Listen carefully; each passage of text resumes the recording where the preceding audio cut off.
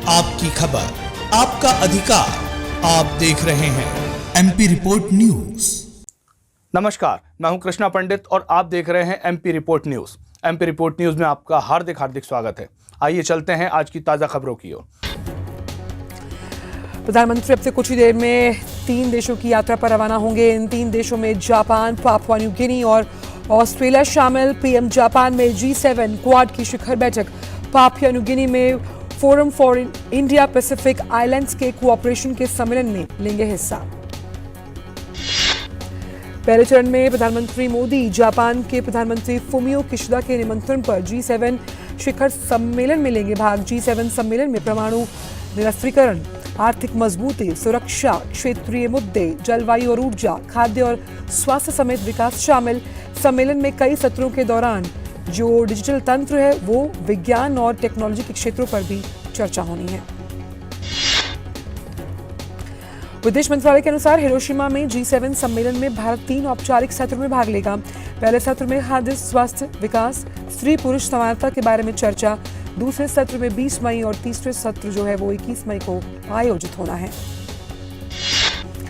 Hiroshima में हो रहे G7 सम्मेलन में दूसरा सत्र जलवायु, ऊर्जा और पर्यावरण पर होगा, जबकि तीसरे सत्र का विषय है शांति, स्थिरता और समृद्ध विश्व की ओर बढ़ना। प्रधानमंत्री जापान में G7 के कई नेताओं के साथ द्विपक्षीय बैठकें करेंगे।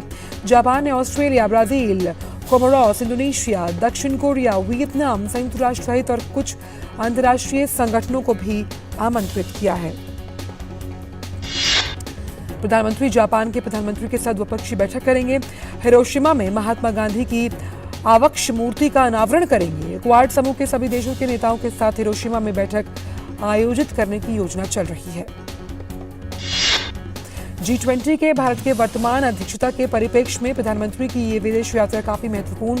G7 के शिखर सम्मेलनों में भारत की भागीदारी शांति, सुरक्षा, विकास और पर्यावरण संरक्षण सहित वैश्विक चुनौतियों के समाधान के हर गंभीर प्रयास में भारत की बढ़ती हिस्सेदारी को उजागर करती है।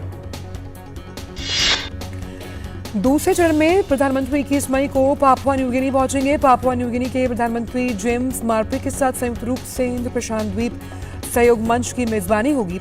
इस मंच में भारत और प्रशांत द्वीप समूह के 14 देश शामिल। ये किसी भी भारतीय प्रधानमंत्री की पापुआ न्यू गिनी की पहली यात्रा होगी। प्रधानमंत्री मोदी पापुआ न्यू गिनी के गवर्नर जनरल बोब डाडे और प्रधानमंत्री जेम्स मार्पे के साथ बैठकों के अलावा कई द्विपक्षीय वार्ता करेंगे। वे फिजी और न्यूजीलैंड के प्रधानमंत्रियों के साथ भी परस्पर बातचीत करेंगे। तीसरे चरण में प्रधानमंत्री 22 मई को ऑस्ट्रेलिया जाएंगे। 24 मई को ऑस्ट्रेलिया के प्रधानमंत्री एंथनी अल्बनीजे के साथ द्विपक्षीय वार्ता होगी। अपने ऑस्ट्रेलिया दौरे पर प्रधानमंत्री ऑस्ट्रेलिया के मुख्य कार्यकारी अधिकारियों और कारोबारी प्रमुखों के साथ बातचीत करेंगे। ऑस्ट्रेलिया की यात्रा पर प्रधानमंत्री भारतीय समुदाय से भी मिलेंगे और उन्हें संबोधित करेंगी। यह कार्यक्रम 23 मई को सिडनी में रखा गया है, जिसमें ऑस्ट्रेलिया के प्रधानमंत्री भी शामिल रह सकते हैं। प्रधानमंत्री नरेंद्र मोदी 25 मई को लखनऊ के खेलो इंडिया यूनिवर्सिटी गेम्स के उद्घाटन समारोह में वर्चुअली भाग लेंगे। खेलो इंडिया की भव्य समारोह की तैयारियां जोरों पर। बाबू बनारसी दास स्टेडियम में आयोजित होने वाला ये कार्यक्रम बेहद भव्य होने वाला है। नए संसद भवन का उद्घाटन प्रधानमंत्री नरेंद्र मोदी 28 मई को करेंगे। लोकसभा अध्यक्ष ओम बिरला ने कल प्रधानमंत्री से मुलाकात की और उन्हें नए संसद भवन के उद्घाटन के लिए आमंत्रित किया। सेंट्रल विस्टा प्रोजेक्ट के तहत नए संसद भवन का निर्माण किया गया। लोकसभा की भावना का प्रतिनिधित्व करता है। नई संसद में लोकसभा और राज्यसभा के मार्शल के लिए नया ड्रेस कोड लागू किया गया। नया संसद भवन अत्याधुनिक बनाया गया, जिसमें कार्यालयों, कॉन्फ्रेंस रूम के लिए पर्याप्त जगह बनाई गई। इसमें library, committee room, dining room बनाए गए हैं। पार्किंग की पर्याप्त व्यवस्था। नए संसद भवन में विशाल कॉन्स्टिट्यूशन हॉल और सांसदों के लिए लाउंज भी है। 3 गैलरी को भी जगह दी गई। एक गैलरी में टेक्सटाइल और बाकी 2 गैलरी में केंद्र शासित राज्य समेत सभी राज्यों की ऐतिहासिक इमारतों को दर्शाया गया है। गृहमंत्री अमित शाह की अध्यक्षता में आज चिंतन शिविर होगा, जिसमें मंत्रालय के कार्यों की समीक्षा की जाएगी। साथ ही प्रधानमंत्री के विजन 2047 को लागू करने के लिए कार्य योजना तैयार की जाएगी। गुवाहाटी के साथ तीर्थस्थलों को जलमार्गों से जोड़ा जाएगा। सागरमाला परियोजना के तहत आज केंद्रीय मंत्री सर्बानंद सोनोवाल और असम के मुख्यमंत्री हेमंत बिस्व शर्मा की उपस्थिति में ज्ञापन समझौते पर हस्ताक्षर किए जाएंगे। सड़क परिवहन मंत्री नितिन गडकरी ने कहा कि 9,000 करोड़ रुपए की लागत से बन रही देश की सबसे चौड़ी 3.5 किलोमीटर लंबी 8 लेन की सुरंग अप्रैल 2024 में बन जाएगी। इसमें हरियाणा और पश्चिमी दिल्ली के लोगों का इंदिरा गांधी हवाई अड्डे से संपर्क बेहतर हो जाएगा। कांग्रेस नेता राहुल गांधी 31 मई को अमेरिका की यात्रा पर जाएंगे। इस दौरान वे 4 जून को न्यूयॉर्क में मेडिसन स्क्वायर गार्डन में भारतीय समुदाय को संबोधित करेंगे। राहुल गांधी का पिछला विदेश दौरा काफी विवादित रहा था। सुप्रीम कोर्ट के 2 नए जज आज शपथ लेंगे। जस्टिस प्रशांत कुमार मिश्रा और वरिष्ठ वकील के वी विश्वनाथ को सीजीआई आज शपथ दिलाएंगे। सभी जजों के लिए स्वीकृत 34 पदों में से 2 पद खाली। सुप्रीम कोर्ट के जजों की वरीयता क्रम के हिसाब से 2030 में विश्वनाथन सीजीआई बन सकते हैं। सुप्रीम कोर्ट में आज ज्ञानवापी मस्जिद परिसर के भीतर के ढांचे के वैज्ञानिक सर्वेक्षण के खिलाफ सुनवाई होने वाली है। इलाहाबाद हाईकोर्ट के आदेश के खिलाफ यह सुनवाई होनी है। ज्ञानवापी मस्जिद प्रबंध समिति ने हाईकोर्ट के आदेश के खिलाफ दायर की है याचिका। दिल्ली सरकार के विद्युत नियामक आयोग के अध्यक्ष की नियुक्ति में उपराज्यपाल की ओर से देरी करने के मामले से जुड़ी याचिका पर आज सुप्रीम कोर्ट में सुनवाई। दिल्ली सरकार ने लगाई थी याचिका। राउज एवेन्यू कोर्ट में दिल्ली के पूर्व उप मुख्यमंत्री मनीष सिसोदिया के खिलाफ दायर ईडी के पूरक आरोप पत्र पर आज सुनवाई होगी। पिछली सुनवाई में कोर्ट ने पूरक आरोप पर विचार को लेकर सुनवाई 19 मई तक के लिए स्थगित कर दी थी। कर्नाटक की नई सरकार का शपथ ग्रहण समारोह 20 मई को बेंगलुरु में दोपहर 12:30 बजे खांडेराव स्टेडियम में होगा। सिद्धरामैया और शिव कुमार के साथ कई और मंत्री लेंगे शपथ। कांग्रेस ने शपथ ग्रहण समारोह में समान विचारधारा वाले दलों के नेताओं को किया है आमंत्रित। पुंछ में सुरक्षा बलों ने मेंढर के मनकोट तहसील में तड़के तलाशी अभियान के दौरान आतंकियों के एक ठिकाने को किया ध्वस्त। यहां से 10 किलो वजन के 2 इम्प्रोवाइज्ड एक्सप्लोसिव डिवाइस, एक चाइनीज पिस्तौल, एक हैंड ग्रेनेड और 2 डेटोनेटर्स मिले। बीएसएफ के जवानों ने बांग्लादेश सीमा के तस्करी के प्रयासों को किया नाकाम। बीएसएफ ने कुछ सोना जब्त किया, वहीं बांग्लादेशी करेंसी भी जब्त की जिसे तस्कर बांग्लादेश से भारत ला रहे थे। गुजरात ने सूरत से लगभग 1160 मीट्रिक टन और 663 मीट्रिक टन वजन वाले 2 बड़े रिएक्टर्स को नुमालीगढ़ रिफाइनरी में पहुंचाया। नेशनल वाटरवे 2 के माध्यम से असम की इस उपलब्धि पर केंद्रीय मंत्री हरदीप सिंह पुरी ने जताई खुशी। जम्मू कश्मीर में 22 से 24 मई तक G20 की बैठक होगी। उपराज्यपाल मनोज सिन्हा ने समाज के विभिन्न संगठनों के प्रतिनिधियों के साथ बातचीत में कहा कि ये बैठक जम्मू कश्मीर के लिए अपने जीवन, संस्कृति, परंपराओं, पर्यटन क्षमता को प्रदर्शित करने का एक ऐतिहासिक अवसर है। जम्मू कश्मीर के उपराज्यपाल मनोज सिन्हा ने कहा कि G20 की बैठक के जरिए लोग इस अवसर का लाभ उठाएंगे। उन्होंने पर्यटन समेत उद्योग के हितधारकों को इसकी शानदार सफलता में योगदान देने के लिए प्रोत्साहित करने का भी आग्रह किया।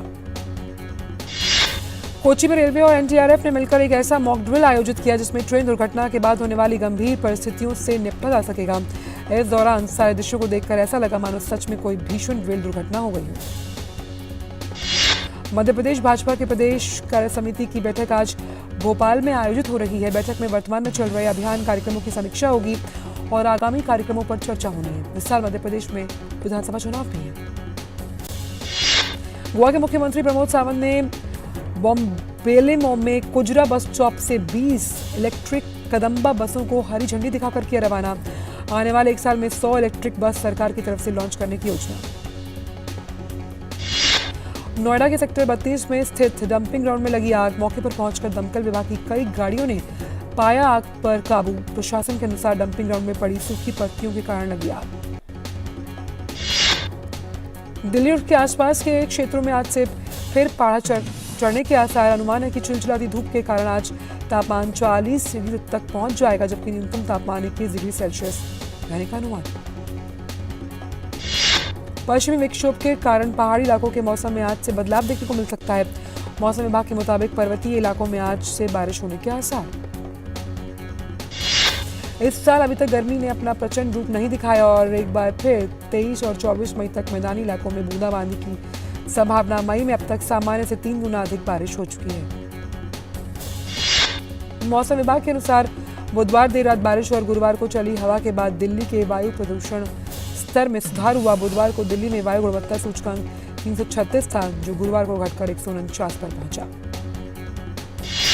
WHO ने आर्टिफिशियल स्वीटनर यानी नॉन शुगर स्वीटनर्स के सेवन को लेकर नई गाइडलाइन की जारी, जिसके अनुसार कृत्रिम मीठा लेना हानिकारक, इसके ज्यादा सेवन करने से टाइप 2 डायबिटीज, हृदय रोग, मोटापा जैसी बीमारियों की संभावना। WHO के पोषण और खाद्य सुरक्षा निदेशक ने लोगों को प्राकृतिक मिठास वाले भोजन जैसे फल या बिना मिठास वाले भोजन और पेय पदार्थों के सेवन की सलाह दी। उन्होंने कहा कि बेहतर स्वास्थ्य के लिए आर्टिफिशियल स्वीटनर का सेवन पूरी तरह से करना चाहिए बंद। WHO की गाइडलाइन डायबिटीज से पीड़ित व्यक्ति को छोड़कर सभी पर लागू होती है। इसके अलावा ये पर्सनल केयर और हाइजीन प्रोडक्ट जैसे टूथपेस्ट, स्किन क्रीम और दवाओं, कम कैलोरी वाली शुगर और शुगर अल्कोहल पर भी लागू नहीं होगा। अप्रैल में देश का कोयला उत्पादन सालाना आधार पर 8.5% से बढ़कर 7 करोड़ टन से पार। कोयला मंत्रालय ने अपने मासिक उत्पादन आंकड़ों को जारी करते हुए ये कहा कि एक साल पहले इसी महीने में देश का कुल कोयला उत्पादन 6.72 करोड़ टन रहा था। कोयला उत्पादन वृद्धि देश की सबसे बड़ी कोयला कंपनी कोल इंडिया ने 5 करोड़ टन के साथ सबसे अहम भूमिका निभाई है। अप्रैल 2022 में CIL का कोयला उत्पादन 5.34 करोड़ टन रहा था। सिंगरेनी कोयलरीज कंपनी लिमिटेड का अप्रैल में उत्पादन 4.77% वृद्धि के साथ 55 लाख टन के पार, जबकि साल भर पहले ये 53 लाख टन के आसपास था। पिछले महीने में भारत की कोयला आपूर्ति भी 11.5% से बढ़कर 8 करोड़ टन के पार पहुंची। वित्त मंत्रालय ने कहा कि अंतर्राष्ट्रीय क्रेडिट कार्ड से विदेश में होने वाला खर्च जो है उसके दायरे में उसे लाने के लिए फेमा कानून में बदलाव करने के मकसद से डेबिट और क्रेडिट कार्ड में भेजी गई राशि के कर संबंधी पहलुओं में समानता लाने पर काम किया जा रहा है। वित्त मंत्रालय ने कहा कि विदेश में खर्च की गई राशि पर अब TCS किया जा सकेगा और अगर TCS देने वाला व्यक्ति करदाता है तो वो अपने आयकर या फिर अग्रिम कर देनदारियों के एवज में क्रेडिट या समायोजन का दावा कर सकता है। SBI का शुद्ध लाभ बीते वित्त वर्ष 2022-23 में चौथी तिमाही में 83% उछलकर 16,694 करोड़ रुपए के पार पहुंचा। मुख्य रूप से ब्याज आय बढ़ने की वजह से फंसे कर्ज के एवज में कम प्रावधान से लाभ बढ़ा। वाणिज्य मंत्रालय चमड़ा क्षेत्र के लिए आयात निगरानी व्यवस्था स्थापित करने पर विचार कर रहा है। इसके तहत व्यापारियों को आयात के बारे में पहले से सूचना देने के साथ पंजीकरण संख्या लेनी होगी। पिछले 9 साल में खादी कपड़ों के कारोबार से जुड़े खादी और ग्राम उद्योग की कुल बिक्री 3 गुना से अधिक। वित्त वर्ष 2022-23 के अंत में KVI की बिक्री का आंकड़ा 1,34,629 करोड़ रुपए रहा। साख निर्धारण करने वाली S&P एजेंसी ने भारत की सॉवरेन रेटिंग को स्थिर परिदृश्य के साथ BBB पर बरकरार रखा। एजेंसी ने कहा कि मजबूत आर्थिक बुनियाद से अगले 2 से 3 साल में आर्थिक वृद्धि को बढ़ावा मिलने वाला है। अमेरिकी रेटिंग एजेंसी S&P ने भारत के लिए BBB की जो रेटिंग बरकरार रखी है, उसके साथ साथ अल्पकालिक विदेशी और स्थानीय मुद्रा को लेकर A3 रेटिंग की पुष्टि की गई। एजेंसी ने दीर्घकालीन जो साख है उसे लेकर परिदृश्य को स्थिर माना है। सेबी ने भगौड़े कारोबारी मेहुल चोकसी को गीतांजलि जेम्स लिमिटेड के शेयर्स में धोखाधड़ी से संबंधित एक मामले में नोटिस भेजते हुए उसमें 5 करोड़ रुपए की मांग की है। सेबी ने 15 दिन के भीतर पैसों का भुगतान नहीं करने पर मेहुल चोकसी की गिरफ्तारी और उनकी जो बैंक खाते हैं उन्हें कुर्क करने की चेतावनी भी दी है। रामको सीमेंट्स लिमिटेड का बीते वित्त वर्ष की चौथी तिमाही का जो शुद्ध मुनाफा है वो 27% से बढ़कर 150 करोड़ रुपए के पार पहुंचा। बिक्री बढ़ने से कंपनी का मुनाफा बढ़ा। एयरटेल पेमेंट्स बैंक का बीते वर्ष 2022-23 का मुनाफा दोगुना से अधिक होकर 21 करोड़ के पार से पिछले वित्त वर्ष 2021-22 में कंपनी ने 9 करोड़ के आसपास का मुनाफा कमाया था। देश की सबसे बड़ी विमानन कंपनी इंडिगो की मूल कंपनी इंटरग्लोब एविएशन 31 मार्च 2023 को जो समाप्त वित्त वर्ष है उसमें चौथी तिमाही का शुद्ध लाभ 919 करोड़ रुपए के आसपास कंपनी ने जानकारी दी। GST नेटवर्क और पोर्टल पर अब जो रजिस्टर्ड कारोबारी हैं उन्हें अपनी दुकान या फिर औद्योगिक इकाई के बाहर बोर्ड पर जीएसटी नंबर का प्रदर्शन करना जरूरी है। ऐसा न करने पर कारोबारियों को 50,000 रुपए तक का जुर्माना देना पड़ेगा। पिछले 16 मई से केंद्रीय अप्रत्यक्ष कर और सीमा शुल्क बोर्ड की तरफ से जीएसटी वेरिफिकेशन के लिए सघन अभियान चलाया गया। अधिकारी सभी कारोबारियों से जीएसटी नंबर प्रदर्शन करने के लिए जो नियम बनाया गया है उसे सख्ती से लागू करने की हिदायत दे रहे हैं। ये आगे दिखता है। इसी क्रम में चक्रवात मोखा से प्रभावित म्यांमार के लोगों के लिए भारत ने दोस्ती का हाथ बढ़ाया आगे। ऑपरेशन करुणा के तहत राहत सामग्री लेकर भारतीय नौसेना का चौथा जहाज आज यांगून पहुंचेगा। जहाजों में आपातकालीन खाद्य सामग्री, टेंट, आवश्यक दवाएं, पानी के पंप, पोर्टेबल जनरेटर, कपड़े और आवश्यक वस्तुएं शामिल हैं। भारत सरकार ने सूडान के लोगों को 25 टन चिकित्सा सहायता मुहैया करवाई। एक विशेष भारतीय वायुसेना C-17 गुरुवार को चिकित्सा लेकर सूडान पहुंचा। चिकित्सा सहायता भारत के राजदूत BS मुबारक ने सूडान के गवर्नर फथला अलहाज अहमद और सामाजिक विकास मंत्री अहमद अदम बखीत को सौंपी। गवर्नर मुबारक ने कहा कि भारत और सूडान के बीच स्वास्थ्य के क्षेत्र में मजबूत सहयोग और संकट के समय भारत हमेशा सूडान का समर्थन करता है।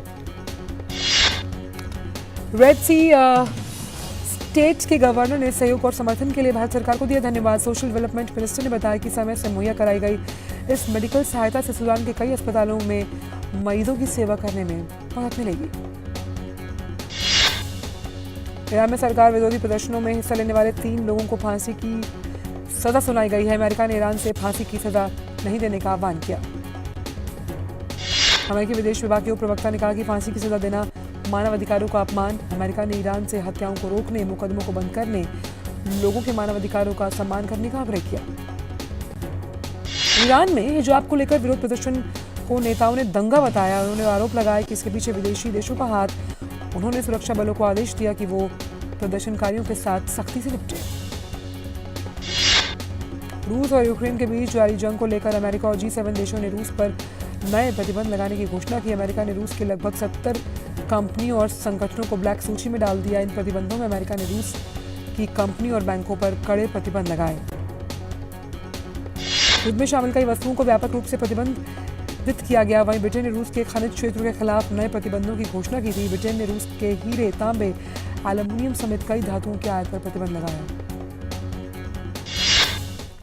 संयुक्त राष्ट्र सुरक्षा परिषद के एक सेशन में यूक्रेन में युद्ध के दोनों और हथियारों की सोर्सिंग को और फ्लो को अहम मुद्दा बताया गया। अंतर्राष्ट्रीय शांति और सुरक्षा के लिए खतरे के मुद्दे पर बुलाई गई बैठक में काउंसिल रिप्रेजेंटेटिव ने उन देशों की ओर से उंगली उठाई जिन्हें वे लगातार आक्रमण के लिए जिम्मेदार मानते हैं।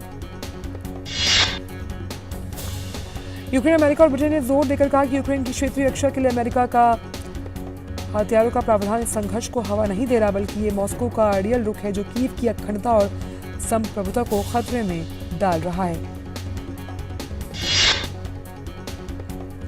रूस के खिलाफ अमेरिका और बाकी G7 अर्थव्यवस्थाओं के घोषित प्रतिबंधों के एक नए पैकेज के खिलाफ भी काउंसिल सेशन के दौरान चर्चा की गई।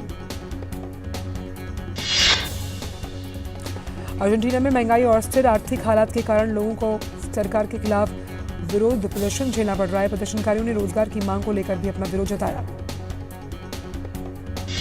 अर्जेंटीना में प्रदर्शनकारियों ने सामाजिक विकास मंत्रालय तक मार्च किया। कहा, खाद्यान्नों की कमी से देश में भुखमरी की स्थिति, सूखे के कारण अनाज की पैदावार में कमी आई।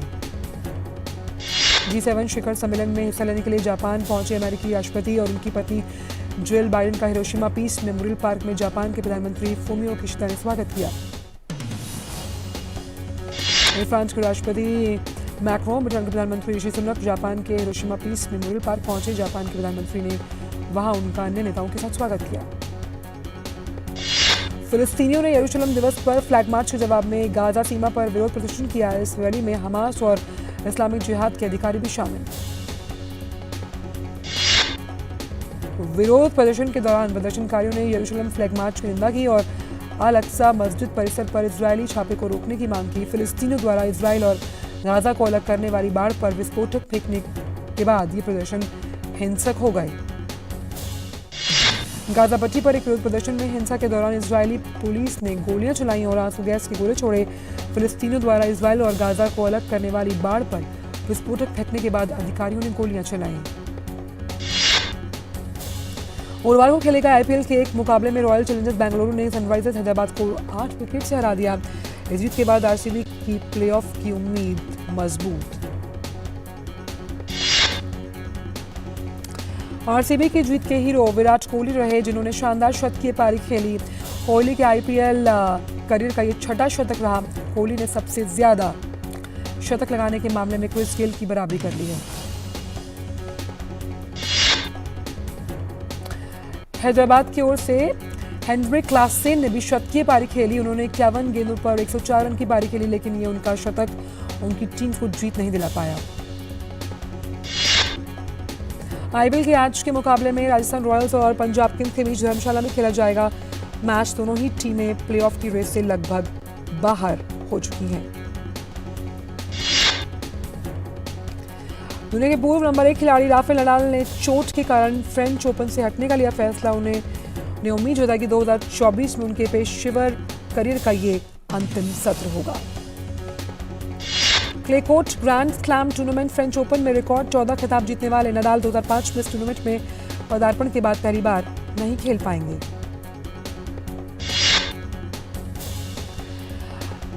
नडाल ने फ्रेंच ओपन में 18 बार हिस्सा लेते हुए 112 मैच जीते और उन्हें सिर्फ 3 बार हार का सामना करना पड़ा, जो किसी भी ग्रैंड स्लैम में महिला और पुरुष वर्ग में विश्व रिकॉर्ड है। देश के केंद्रीय खेल मंत्री अनुराग सिंह ठाकुर ने कहा कि जल्दी देश के top national centre for excellence की तर्ज पर हमीरपुर में ओलंपिक खेलों के लिए एनएससी की स्थापना की जाएगी। वेस्ट हैम यूनाइटेड ने यूरोपा कॉन्फ्रेंस लीग सेमीफाइनल में एज अल कमार को मात देकर फाइनल में किया प्रवेश। वेस्ट हैम 1976 के बाद अपने पहले बड़े यूरोपीय फाइनल में पहुंचा। वेस्ट हैम ने पहले लेग में 2-1 से जीत हासिल कर ली, वहीं दूसरे चरण में 1-0 से हराया। फाइनल में वेस्ट हैम का सामना फियोरेंटीना से होगा, जिन्होंने दूसरे सेमीफाइनल में बासेल को हराया। इस लीग में खेले गए मुकाबले में न्यूकैसल यूनाइटेड ने ब्राइटन को 4-1 से हरा दिया। इस जीत ने न्यूकैसल को पहली बार चैंपियंस लीग में वापसी के मुहाने पर खड़ा किया है। 6 बार की विजेता सेविया सेमीफाइनल के दूसरे चरण में यूवेंटस पर अतिरिक्त समय में जीत के बाद 7वें यूरोपा लीग के फाइनल में पहुंची।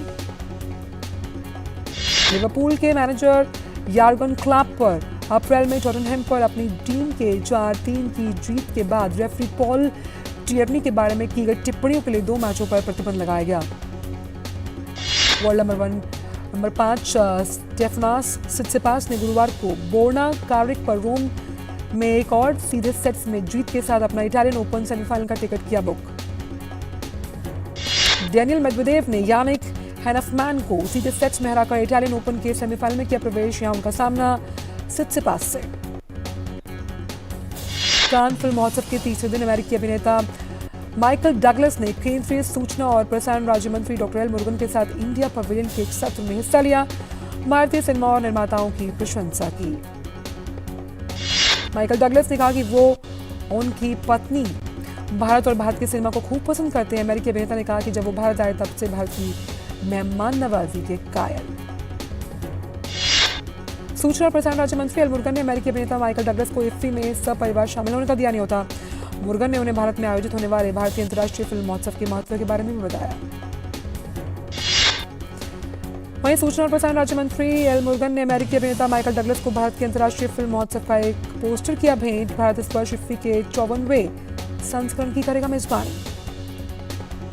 भारतीय पवेलियन पर अन्य कई सत्रों के दौरान अंतर्राष्ट्रीय सह निर्माण पर राष्ट्रों के बीच सहयोग की भावना को बढ़ावा देने के लिए इंटरैक्टिव सत्र का भी आयोजन हुआ। भारत की 4 फिल्में इस बार कान में कर रही हैं प्रदर्शन। फ्रांस में मौजूद भारत के राजदूत जावेद अशरफ ने कहा, भारत का सिनेमा और सिनेमा इंडस्ट्री और टैलेंट आज फ्रांस सहित पूरी दुनिया में अपना लोहा मनवा रहा है। कार्तिक आर्यन कियारा अडवाणी की नई फिल्म सत्यप्रेम की कथा का टीजर हुआ रिलीज। समीर विद्वांस द्वारा निर्देशित कार्तिक आर्यन और कियारा अडवाणी की ये फिल्म लगातार लोगों को आकर्षित कर रही है। लोगों को है इसका इंतजार।